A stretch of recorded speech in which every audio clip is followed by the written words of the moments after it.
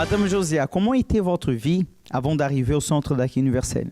J'étais une personne malade, très malade, nerveuse aussi, j'étais colérique et je bagarrais aussi pour rien, j'ai agressé les gens pour rien et plus de ça, je tapais beaucoup mes enfants. Je mettais toute la colère que j'avais sur eux, plus de la maladie que je souffrais.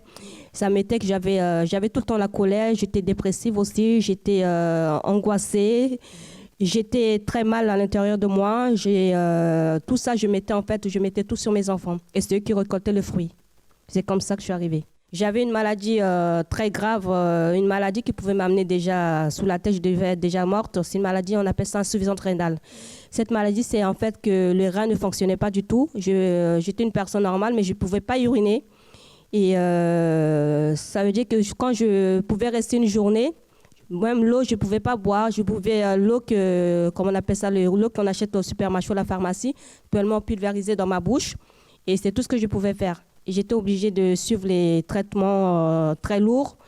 J'étais obligée d'aller à l'hôpital tous les 2 jours à l'hôpital, en sachant que j'avais sous les bras 2 enfants de bas âge. Je devais aussi m'en occuper. Et j'avais tout ça en charge et ça pesait sur moi. Et je mettais aussi la colère. C'est ça qui a fait que je mettais la colère sur mes enfants pour me soulager un peu. Mais c'était vraiment pas la solution. Mais plus je tapais mes enfants, plus j'étais colérique. Je cassais même tout dans ma maison. J'avais tendance à balancer les assiettes, casser tout dans la maison. J'étais une personne très nerveuse. J'ai souffert, je dirais en tout, à peu près 1 an et demi, 2 ans. Quand je suis arrivée, j'ai suivi le conseil que m'avait donné. J'ai suivi les chaînes de prière. Je me battais pour venir. Je faisais des efforts. Malgré je pouvais même pas tenir debout longtemps, mais je faisais des efforts, je me battais. À tel point, parfois, mes enfants me disaient, maman, tu vas où? J'ai dit, je vais là où je vais avoir la solution parce que je sais que là, je vais en ce moment, il y aura des résultats. Et je me battais, je suis arrivée, j'ai suivi les chaînes de prière. Je la pratique aussi dans la Bible, la parole, je mettais en pratique. Et tous les enseignements, en fait, je suivais tout sans arrière-pensée, je me lançais à fond. Aujourd'hui, Madame Josia est une personne guérie, normale. Si je ne dis pas aux gens, les gens ne savent pas du tout que j'étais une personne qui était malade et qui ne devait pas être là aujourd'hui. Si j'en parle, les personnes savent que j'étais malade, mais sinon, ça ne se voit pas du tout sur mon visage, ça ne voit même pas du tout des traces que j'étais une personne malade. Aujourd'hui, je suis guérie, j'ai la santé, je travaille. Je peux m'occuper de mes enfants, chose que je ne pouvais pas du tout faire avant. Même porter, je ne pouvais pas porter des choses lourdes. Aujourd'hui, je le fais. Aujourd'hui, vous êtes totalement guéri. Vous êtes toujours la personne agressive, toujours colérique envers les enfants? Non, pasteur. Aujourd'hui, je joue même avec mes enfants, des choses que je ne faisais pas du tout. Je joue avec mes enfants, je m'amuse avec eux. C'est un peu comme mes amis. Et parfois, ils blaguent avec moi, mais maman, tu es notre grande sœur. Ok, merci beaucoup. Bonjour, chers amis, soyez tous le bienvenus dans votre émission France en direct. Peut-être vous qui êtes en train de voir cette émission, vous ne savez plus quoi faire parce que vous avez déjà cherché la solution de votre problème de santé en de traitement.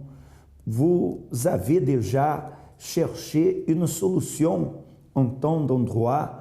Par contre, votre situation et votre santé, elle est en train de s'empirer à chaque fois. Et vous vous trouvez désespéré dû à l'examen, au diagnostic que vous avez reçu qui montre que votre problème, c'est un problème incurable, c'est une maladie mortelle. Chers amis, soyez sûrs, il y a une sortie, il y a une solution. C'est pour cela que nous sommes ici, pour vous montrer quoi faire, quelle attitude prendre, parce que si ce problème, il est en train de s'aggraver à chaque instant, à chaque jour, sachez que vous pouvez avoir la solution pour cette situation. Chers amis, ne vous désespérez pas. Il y a une solution. Nous allons vous prouver cela. Restez ensemble avec nous. Nous allons être ici ensemble une demi-heure. Alors, vous allez perdre, entre guillemets, parce que vous allez voir que vous n'allez pas perdre le temps, non. Vous allez gagner. Accompagnez maintenant ce que Bernadette elle a à nous dire. Elle va nous raconter comment était son passé. Et d'ici à quelques instants, on va revenir avec vous. Donc en fait, avant d'arriver au centre d'accueil, j'étais une personne malade. J'avais aussi des problèmes au niveau de mes études. Donc en fait, j'avais au niveau de la maladie, en fait, c'était une scoliose. J'avais une déformation du dos. En fait, normalement, c'est quelque chose de pas grave. En fait, ça se guérit facilement, mais sauf que moi, c'était aggravé, en fait. Et je portais un corset qui était censé m'aider à redresser ma colonne vertébrale. Mais en fait, d'année en année, ça s'empirait, en fait. Et le corset, il m'a causé des douleurs. Il me causait des douleurs. Et même quand mon dos il se déformait, en fait, ça me causait aussi des douleurs. Et donc, le corset, il me compressait au niveau des côtes. Et ça m'empêchait, en fait, de bien respirer. Et ça m'a même causé des problèmes urinaires, j'avais des douleurs. Et donc, voilà, mon dos, il se déformait. Et en fait, le docteur m'a dit qu'il n'y avait plus d'autre solution que passer par l'opération. Sauf que l'opération, il y avait une chance sur deux que je devienne handicapée à vie. Et même si je ne devenais pas handicapée, en fait, ça allait restreindre mes mouvements. Il y a certains mouvements que je n'aurais plus faire. Donc, j'allais être limitée. Et déjà, au niveau du dos, c'était des douleurs qui étaient vives. Enfin, des fois, ça me bloquait comme ça et je n'arrivais pas à bouger. La nuit, des fois, j'allais me réveiller à cause d'une douleur au dos, ce genre de choses. Ou même avant de me coucher, par exemple, j'allais avoir aussi des douleurs. Et voilà, c'était désagréable, en fait. J'étais mal. Je pleurais et franchement, j'étais dégoûtée parce que je voyais, j'étais quand même jeune et je voyais les autres filles de mon âge, elles étaient quand même, elles n'avaient pas ce problème, donc elles étaient tranquilles. Et tout le monde savait que j'avais un corset, tout ça, donc je me sentais un peu, voilà, à part, mais ça m'a créé des complexes aussi. J'étais mal à l'aise, je me sentais pas bien, j'étais pas à l'aise en moi-même, j'étais mal. J'avais pas du tout confiance en moi. J'ai jamais eu confiance en moi. Dans mes études, ça se reflétait, mais les profs, ils disaient que j'étais une élève sage, tout ça, mais pour participer en classe, tout ça, ce genre de choses, j'étais pas à l'aise. Voilà, j'étais une personne assez réservée, timide. Le moment le plus difficile pour moi, c'était lorsque j'ai appris que j'allais me faire opérer. Parce que le docteur m'a bien expliqué que j'allais avoir des mouvements restreints. J'avais pas envie du tout, en fait. Et il m'a dit que si je me faisais pas opérer, j'allais devenir bossue, en fait. Et je voulais pas être bossue, je voulais avoir une vie comme tout le monde. Et quand il m'a dit que j'allais me faire opérer, j'avais peur de l'opération, en fait, parce que je suis jamais passée par quelque chose comme ça. Donc ça m'a fait peur. Et,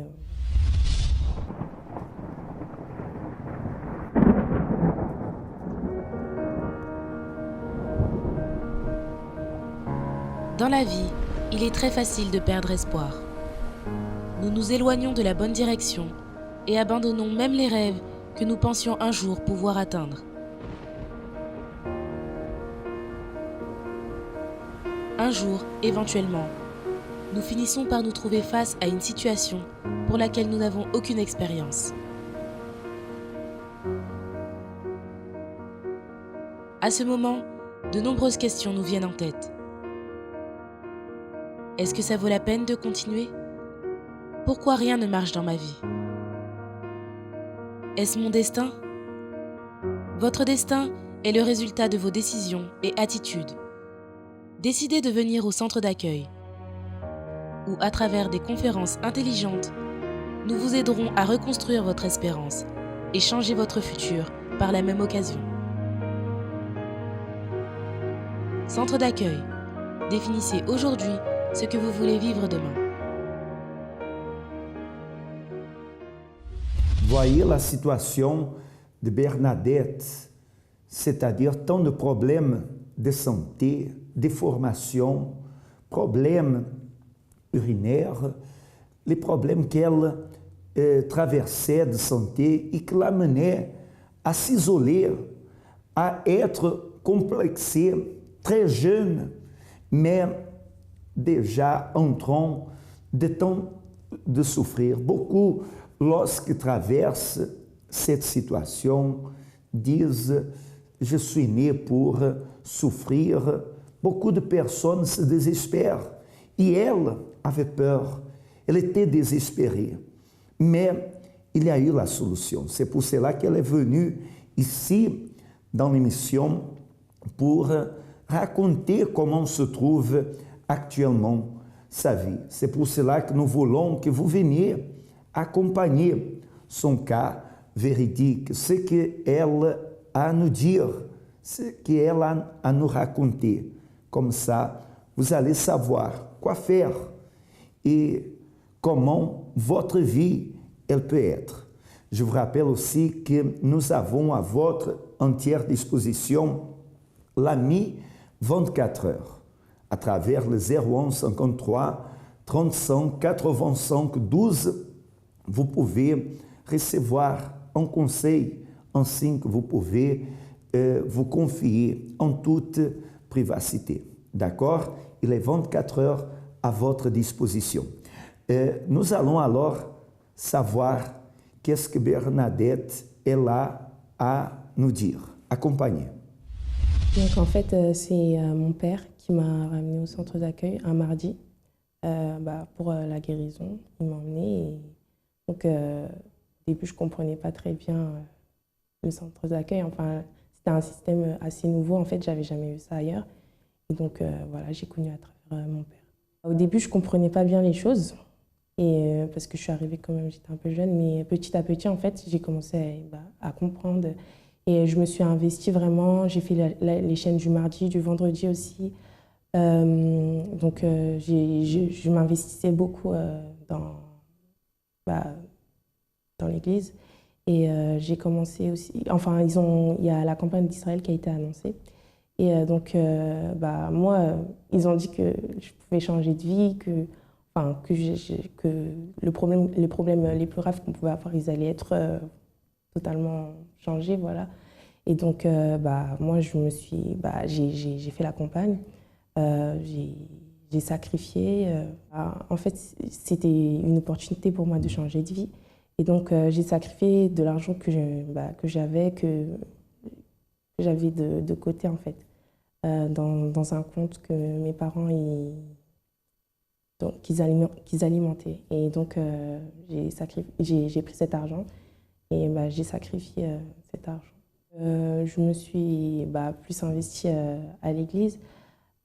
Spirituellement, j'ai commencé à me nourrir en fait tout ce que j'ai découvert en fait, les blogs du centre d'accueil, parce que je ne voulais pas me faire opérer et j'ai vu ça comme une opportunité d'être libérée de cette opération et de la maladie dans laquelle j'étais.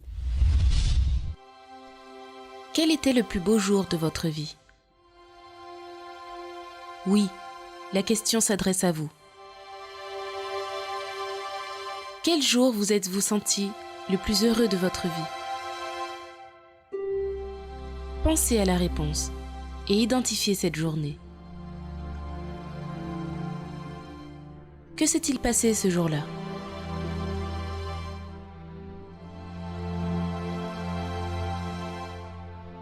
Pourquoi a-t-il été le plus beau jour de votre vie ? Êtes-vous en partie la cause de ce bonheur ?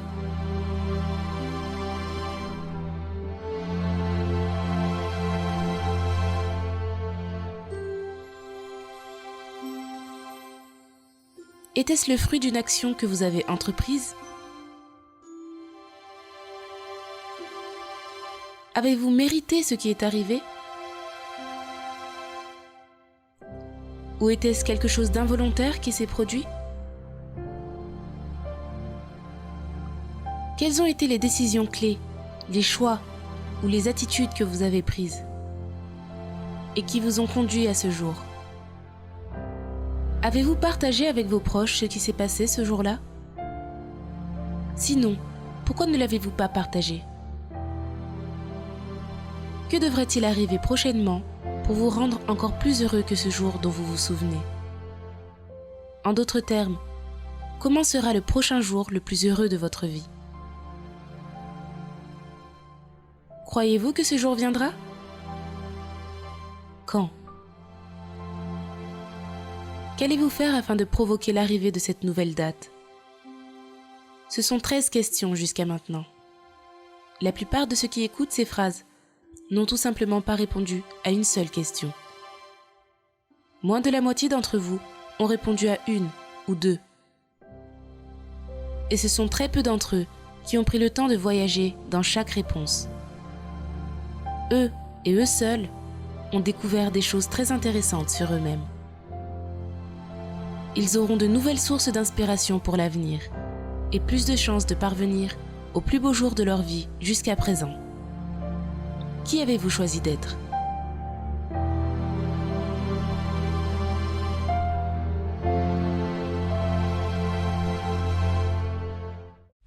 Donc aujourd'hui, ma vie elle est totalement différente. Je suis totalement guérie en fait. Je ne suis pas passée par l'opération, mon dos il est droit. J'ai sacrifié à la campagne d'Israël.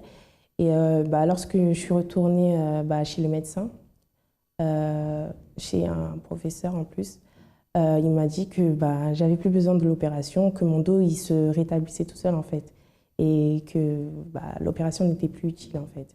Et je suis sortie avec l'ordonnance juste d'acheter une balle pour faire travailler mon dos. J'y croyais pas parce que en fait, j'avais 2 docteurs. Il y en avait un, il m'avait dit que l'opération, c'était vraiment inévitable. C'était obligé que je passe par là, en fait. Et j'étais heureuse parce que je pensais vraiment que j'allais me faire opérer, tout ça. Et j'ai vu que le sacrifice a fonctionné. Je peux courir, je peux sauter, je peux me courber, je peux faire ce que je veux. J'ai pas de mouvement restreint, j'ai plus de douleur. Je suis guérie totalement. Et j'ai repris confiance en moi. J'ai pu obtenir mon bac. Donc, ça m'a donné aussi plus confiance en moi. Parce que franchement, je pensais que je pouvais arriver à rien, je me limitais vraiment, en fait. Et donc, j'ai vu que quand j'ai obtenu mon bac, ça m'a donné encore plus confiance en moi, plus d'objectifs. Ça m'a donné plus d'objectifs à atteindre. Pour moi, le centre d'accueil, c'est une école.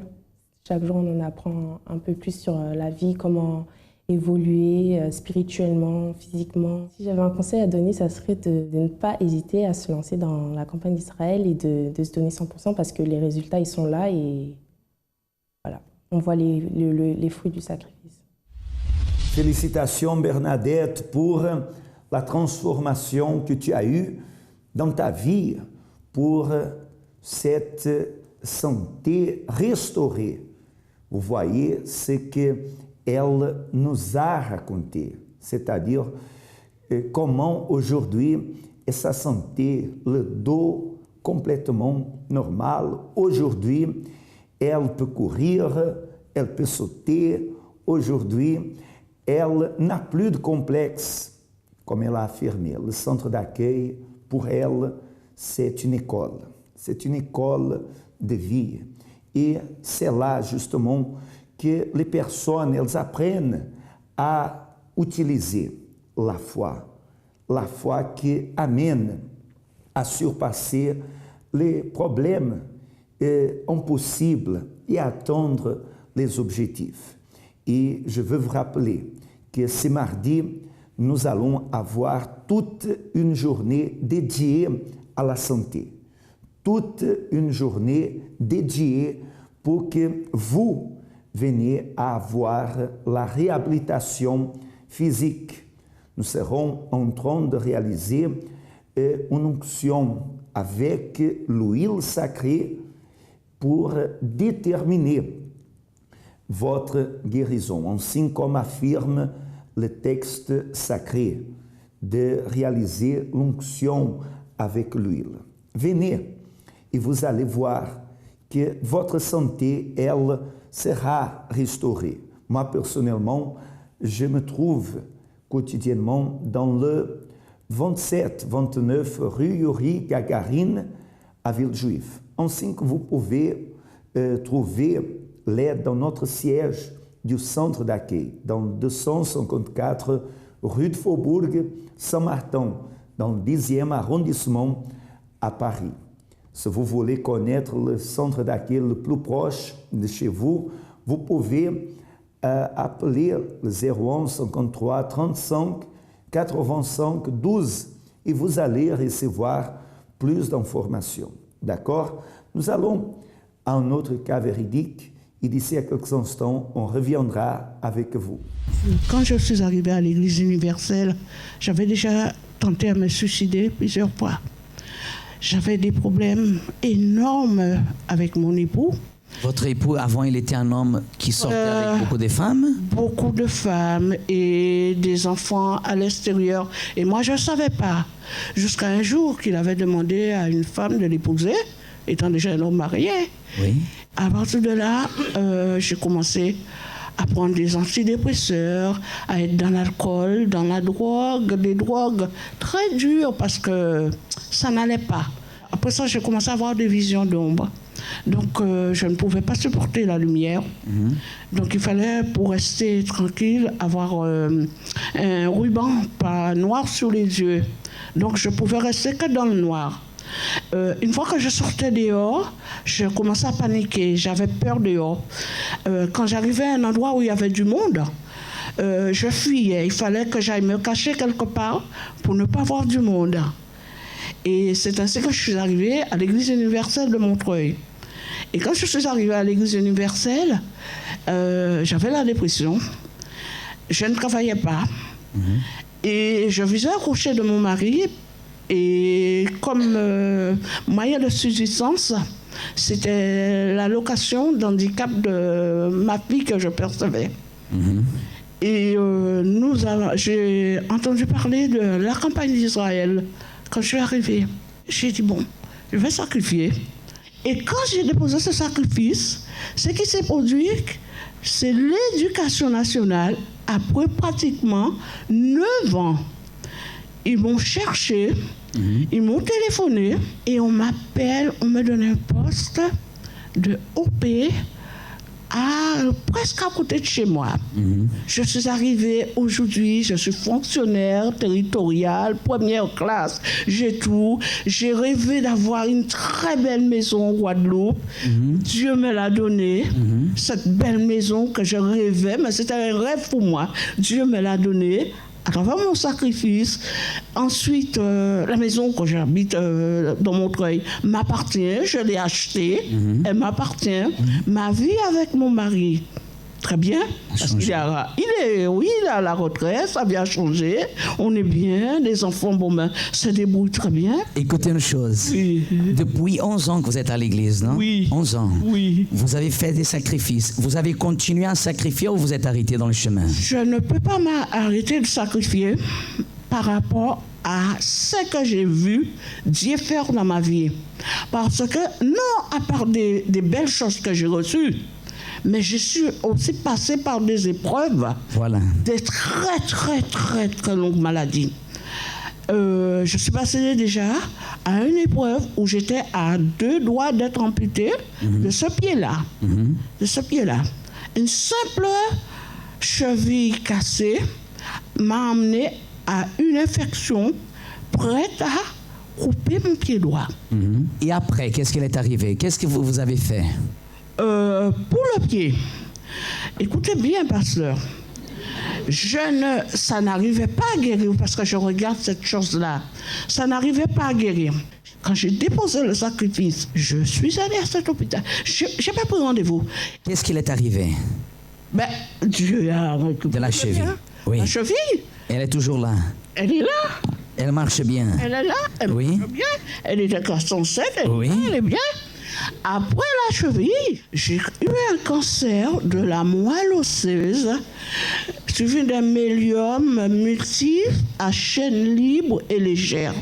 Et puis, au mois de décembre, j'ai déposé mon sacrifice sur l'autel de Dieu.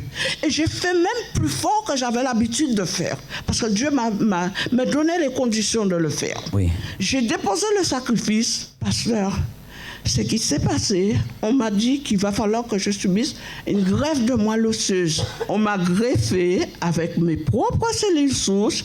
La greffe s'est bien pris 15 jours après. Oui. Ils ont remarqué que la moelle osseuse, lui, avait repoussé normalement. Oui.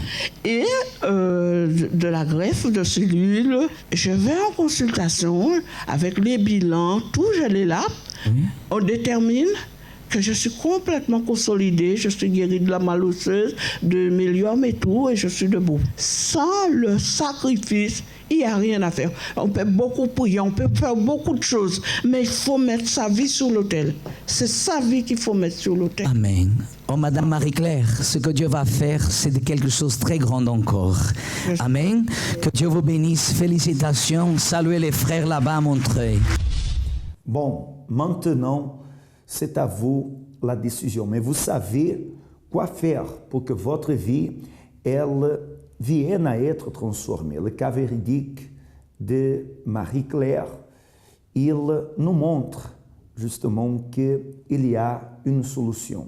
Vous voyez comme était sa vie et comment elle est devenue à travers la foi intelligente. Et chers amis, pour terminer, je veux vous laisser une invitation spéciale pour une nouvelle étape dans votre vie.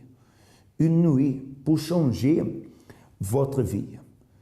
Peut-être vous étiez déjà programmé à passer l'année dans un endroit que c'est juste une illusion pour vivre une fantaisie. Mais je vais vous présenter un endroit que vous pouvez passer pour vivre réellement vos projets et voir eux se réaliser en 2016. Je vous parle c'est-à-dire de ces réveillons spéciaux que nous allons avoir dans la présence du Créateur, dans Doc Pullman. 55 avenue du président Wilson, à partir de 20h jusqu'à la nouvelle année. Après sera suivi d'animation, mais en train de passer l'année, de diriger le dernier mot au Créateur, à celui qui a le pouvoir de transformer votre vie. Faites ces défis. Passez cette année d'une façon différente et vous allez voir que 2016 sera une année de réussite. D'accord? Chers amis, ça a été un immense plaisir d'être là ensemble avec vous. Je vous souhaite à tous une excellente journée et à la prochaine.